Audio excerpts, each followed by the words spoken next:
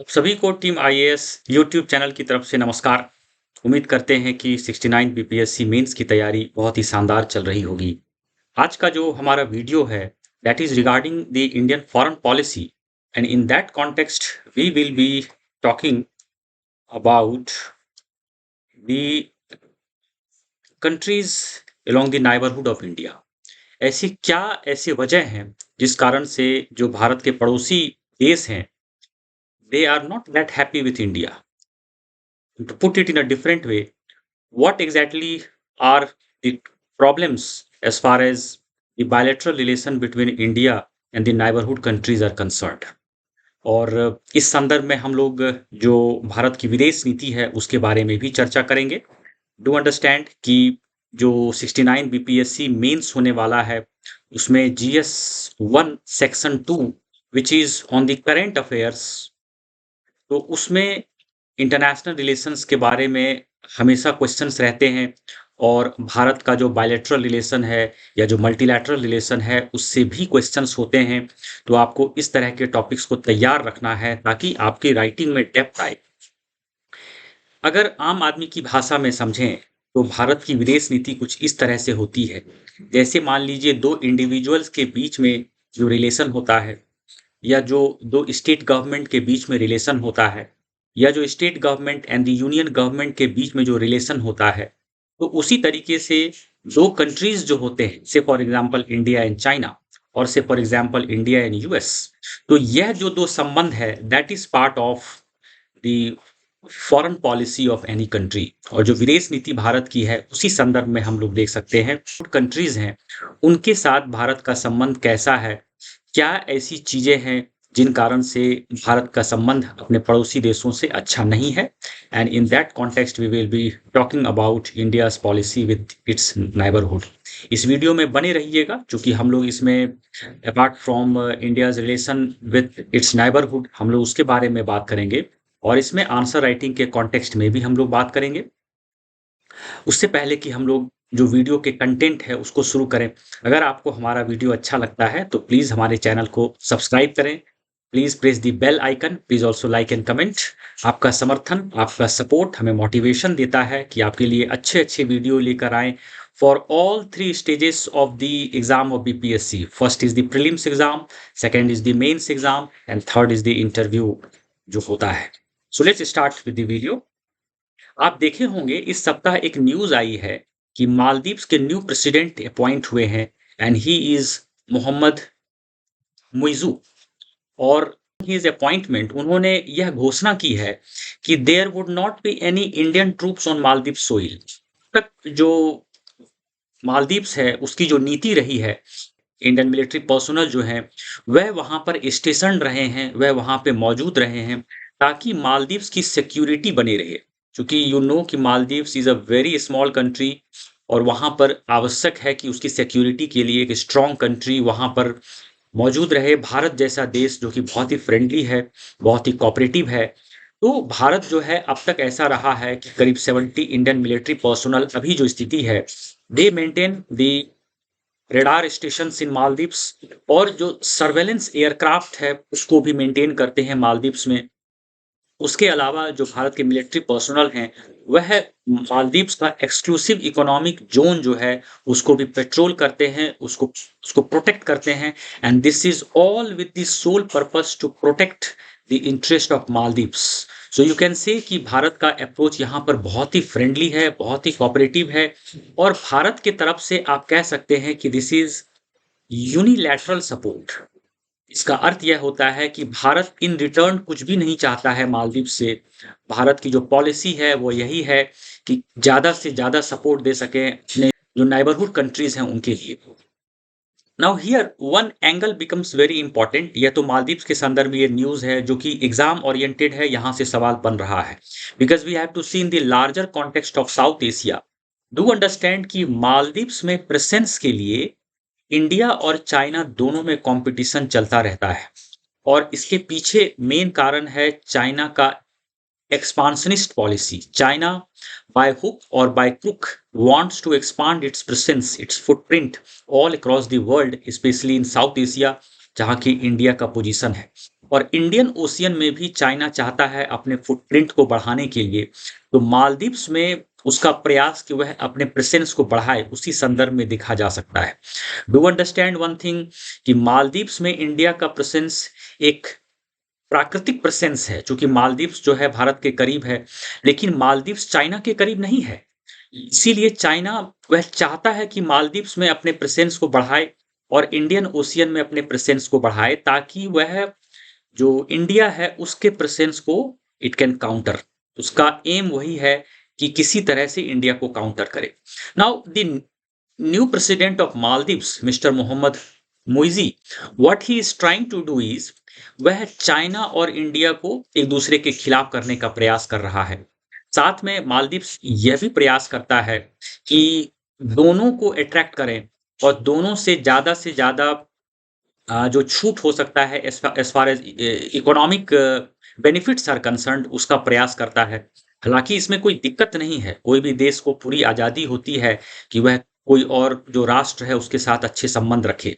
लेकिन दिक्कत यहाँ यह है कि जब कोई कंट्री इंडिया और चाइना को एक साथ अट्रैक्ट करने का प्रयास करे और कई मौकों पर इंडिया को चाइना के खिलाफ करने का प्रयास करे and vice versa, now therein lies the trouble with Maldives foreign policy as far as India is concerned. अब हम लोग एक चीज देखते हैं, देखिए we are talking about South Asia here. Do understand कि जो भारत के नाइबर्स हैं they are largely in South Asia. So you find here is Nepal part of South Asia, you have Bhutan part of South Asia, you have Bangladesh part of South Asia, you have Myanmar, you have, this is part of South East Asia. South East Asia है ये। फिर आप पाकिस्तान देखिए, this is part of South Asia. Afghanistan you have part of South Asia. इधर का जो ये पूरा पोर्शन है this is part of Central Asia.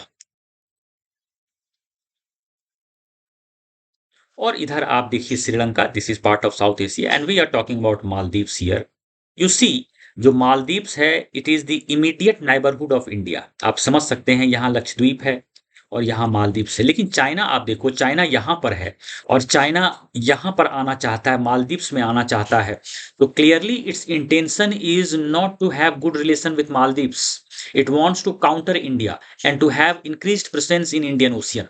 तो चाइना का जो यहाँ इंटेंशन है दैट इज क्लियरली मालाफाइड, और इसमें मालदीव्स का सपोर्ट भी है, that can not be denied. तो एक जो सवाल उठता है कि भारत ने अपने नाइबरिंग कंट्रीज के साथ बेहतर रिलेशनशिप के लिए क्या किया है, तो उसमें 3-4 एग्जाम्पल में हम लोग देख सकते हैं कि पंचशील एग्रीमेंट जो है चाइना के साथ 1954 में हुआ, ना कि ये फेल कर गया, क्योंकि आप चाइना के साथ युद्ध देखो, that China did not pay respect to the Panchsheel agreement.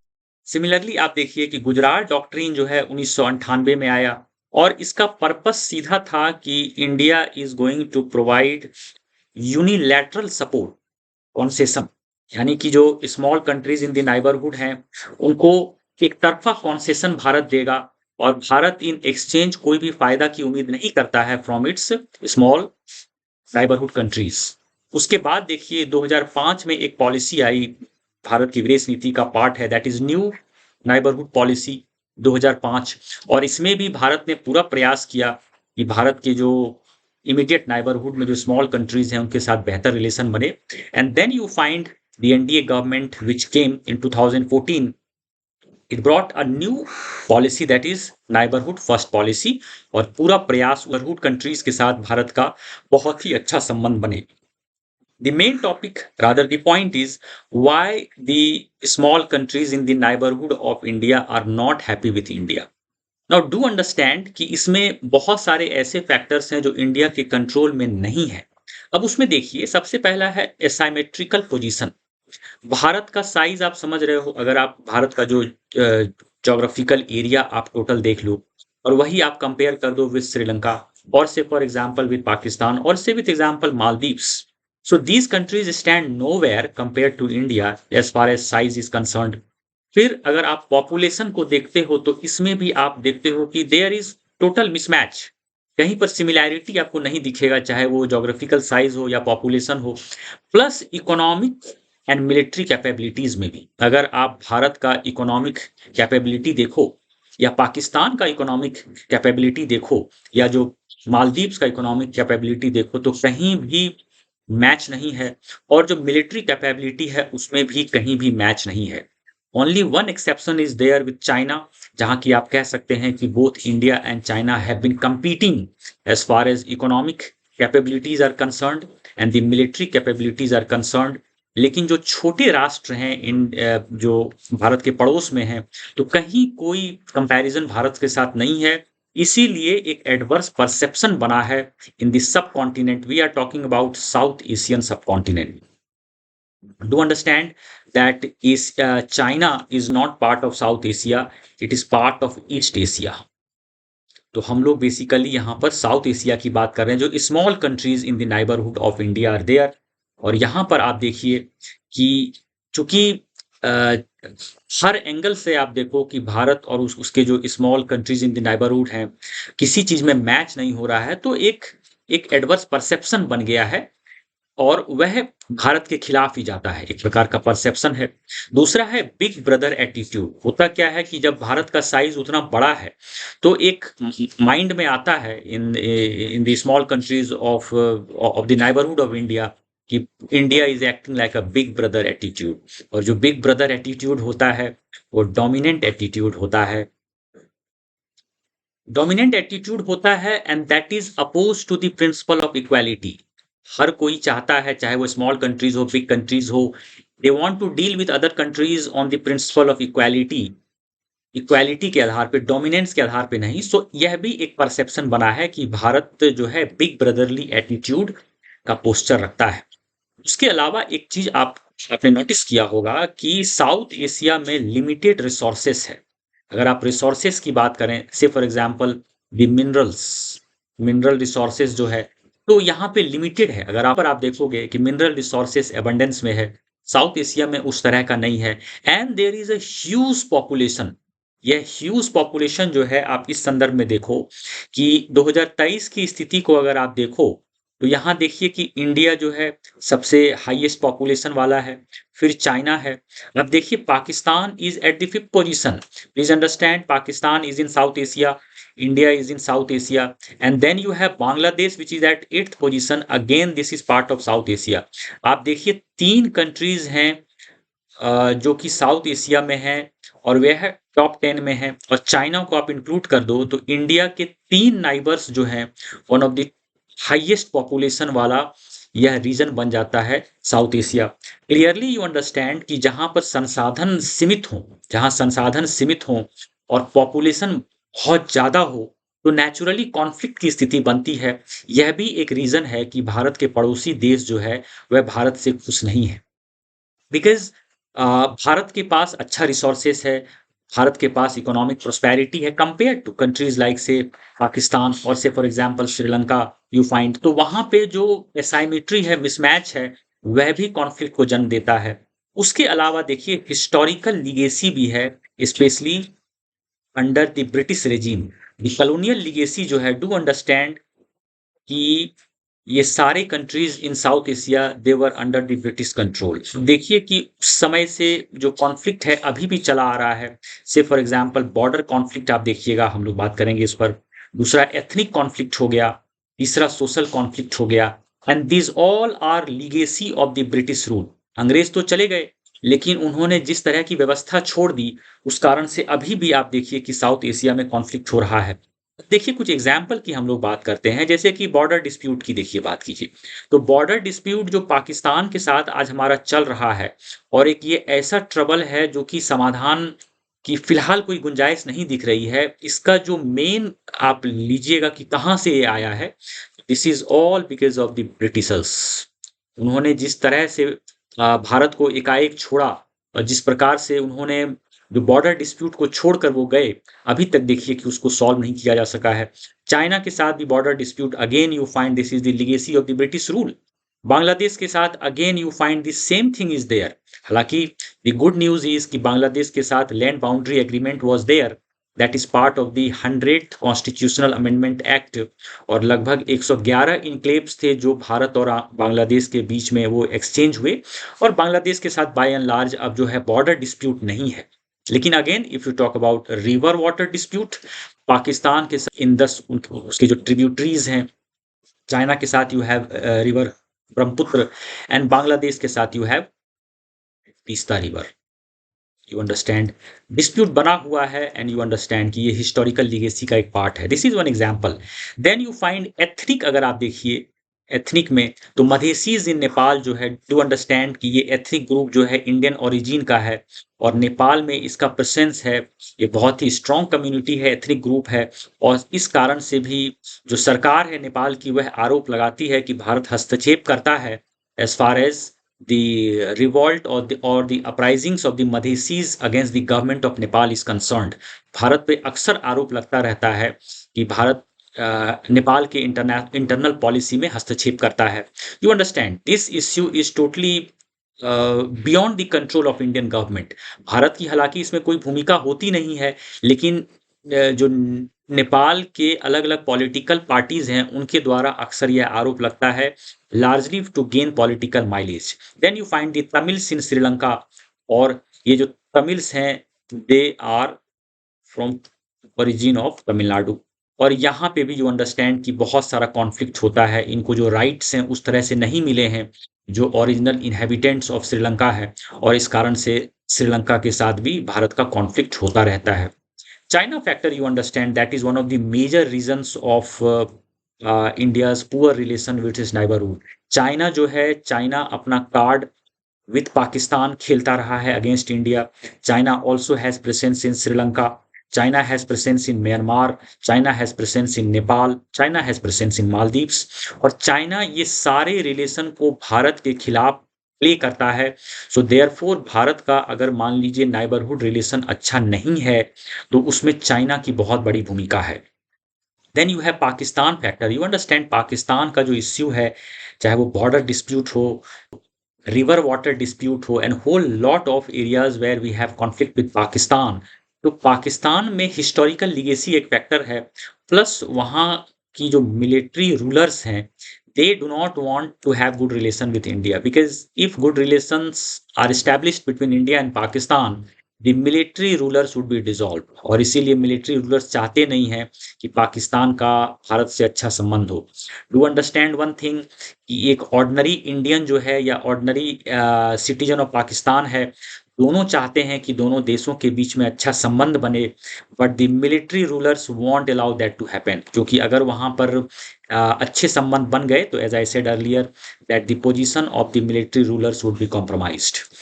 Do understand कि जो भारत का नाइबरहुड रिलेशन अच्छा नहीं है, उसमें सार्क का फेल्योर भी एक बहुत बड़ा कारण है। SAARC was established with the objective to establish good economic ties, social ties in South Asia। लेकिन SAARC आप कह सकते हो कि भारत और पाकिस्तान का जो कॉन्फ्लिक्ट है उस कारण से भी SAARC का फेल्योर रहा है। And last but not the least, आप देखिए कि साउथ एशिया में डेमोक्रेसी जो है वह बहुत ही कमजोर है। भारत ही एक अपवाद है जो कह सकते हैं कि डेमोक्रेसी है, and it is a vibrant democracy. Otherwise अगर आप पाकिस्तान की बात कीजिए तो वहाँ भी डेमोक्रेसी का बहुत वीकनेस रहा है।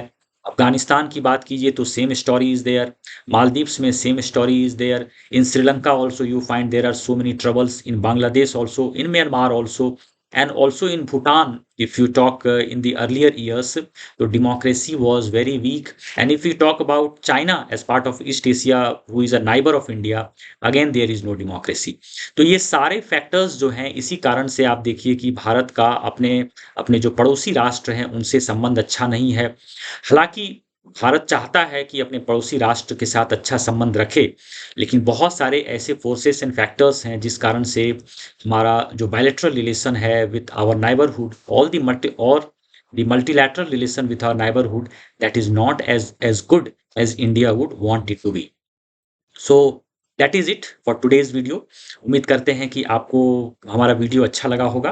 अगर आपको हमारा वीडियो अच्छा लगता है तो प्लीज़ हमारे चैनल को सब्सक्राइब करें, please press the bell icon, please also like and comment.